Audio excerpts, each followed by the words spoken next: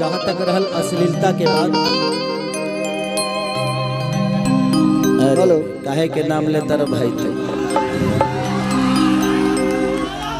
दुइये लोग बे धरती पर मत वो भी किसी की बेटी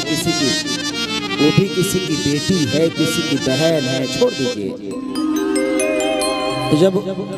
जब इंसान के प्रॉब्लम होला ना तो केहू पर कीचड़ उचड़, किसी को बुरा बना देना ना बहुत आसान काम है, लेकिन खुद को बेहतर साबित करना बहुत मुश्किल काम है।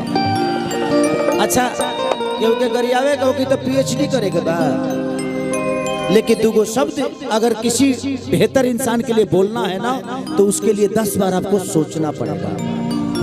तो गरियावे खाते पीएचडी ना करेगा पड़ेगा, वो तो 1 मिनट में गरियावे। अच्छा के करा है जी गरियावे नामत होई, लेकिन 4 बेहतर शब्द बोलना पड़ेगा ना, तो इसी में से चुनाव करना पड़ेगा जो कौन बेहतर बोल सकता है। ये बात है, तो गाली देने के लिए पीएचडी नहीं करना पड़ता है। आइए बाबा बाबा, अरे बाप रे, प्लीज प्लीज प्लीज, आप लोग ब्राह्मण कुल के लोग हैं, आप ऐसा मत करिए।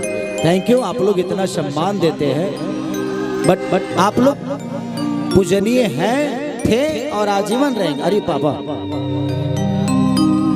और इस पिता को दिल से धन्यवाद कि इस क्षेत्र को ऐसे 2 पुत्र दिए